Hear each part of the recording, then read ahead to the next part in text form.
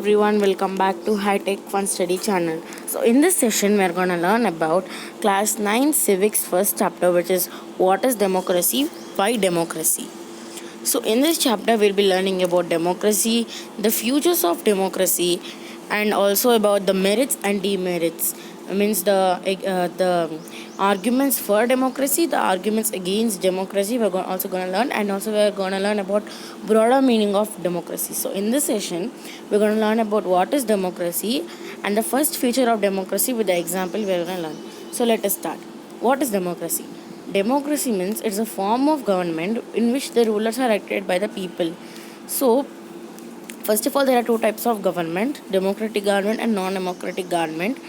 So democracy, first of all, democracy means it's a type of government in which the rulers are directly elected by the people. A non-democratic means where the rulers are not elected by the people. So this definition allows us to separate democratic form of government from that which are not clearly democratic. So this definition of democracy, it allows us to separate the democratic government from the non-democratic government.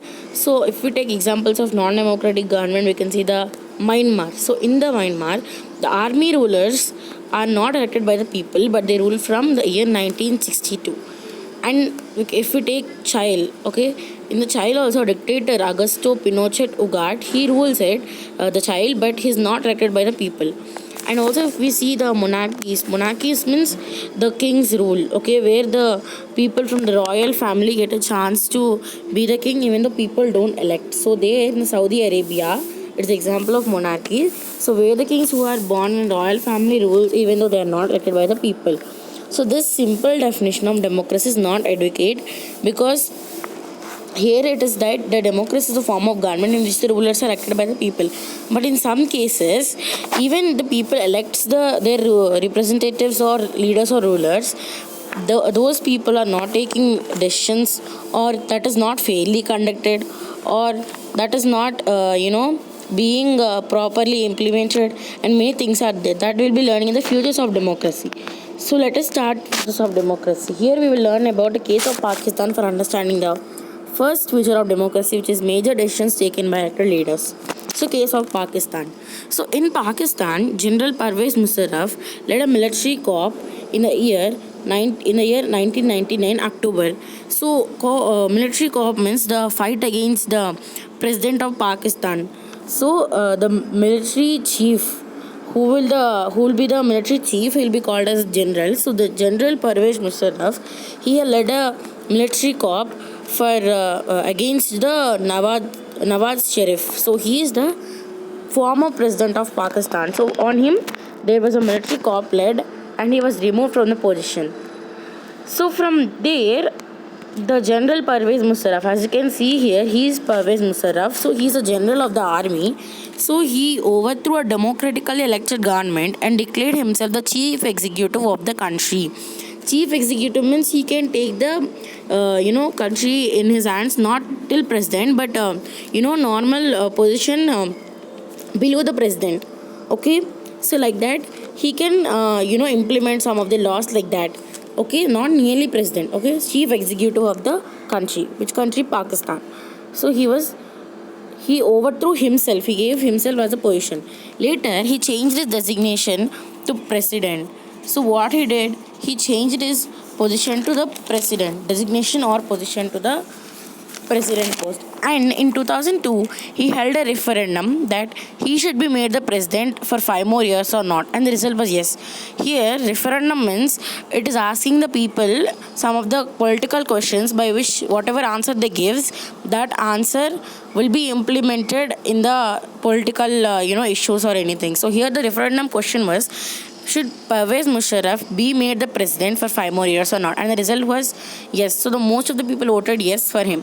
So like that he became 5 more years president. Now Pakistan media, human rights organizations, and democracy activists said that the referendum was based on malpractices and fraud.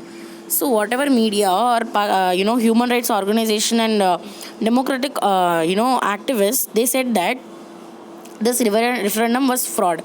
And again in August 2002, he issued a legal framework order that changed the constitution of Pakistan. So according to this legal framework order, the president can dismiss the national and provincial assemblies. So now who is the president of the Pakistan? Pervez Musharraf, right? So what is that legal framework order? President can dismiss the national and provincial assemblies. Provincial assemblies means state assemblies, right? So now the Pervez Musharraf can dismiss national and state assemblies. So the work of the first of all, the work of the civilian cabinet is supervised by a national security council, which is dominated by military officers. Here, civilian cabinet means the national and state assemblies both. So this is supervised by National Security Council (NSC). So this is dominated by military officers. Now, so what was going in Pakistan is that people were casting their votes in the National Assembly and State Assembly, and these assemblies were controlled by military, right? So now whole power is with military and whom Musharraf himself. So hence people here are voting to their own leaders, but they are not taking the final decisions. The leaders who are voted by the people in the national assemblies and state assemblies are not taking the whole decisions. The main decisions was being taken by whom? The main decision was being taken by army, means military officers, and Pervez Musharraf himself. So the first feature of democracy states that in a democracy, the final decision making power must rest with those elected by the people. So the final decision in a democracy, in whatever democratic country it is, the final decision making means if any law is passed, the final decision for implementing it or not should be made, that power should be made for only the leaders who are elected by the people, not the leaders who are not elected by the people. So here another example also we can take in the USSR, in communist Poland. USSR means communist Poland, and US in contemporary Iraq, power lied with external instead of elected leaders. Means they're also like Pakistan, only the people are voting. Okay, the Pakistan people only, there also people are voting in the US and USSR. But what was happening? The power was not with the elected leaders, local leaders. It was with external leaders, some head officers or some other leaders, external leaders. So that is why in a democracy, the final decision making power must rest with those elected by the people only. So this is the first feature, that is major decisions taken by elected leaders only. So what we have learned today, let us recap it once. So we have learned about the democracy. What is democracy? It is a form of government where the leaders are directly elected by the people. And also we have learned about some non-democratic government examples like Myanmar, Chile, and Saudi Arabia, right? And we've also learned about case of Pakistan, where Pervez Musharraf was initially the president, but people did not vote to him, and the decisions were taken by him instead of the leaders who were elected by the people. And we've understood the first feature of democracy, that is major decisions taken by elected leaders, by the case of Pakistan and also case of USSR and US. Okay, so yes, that's it for this session. Thank you everyone. If you like this video, do like it, and please share with your friends and family members, and do not forget to comment, and do not forget also to subscribe and click the bell icon. Thank you for watching this video.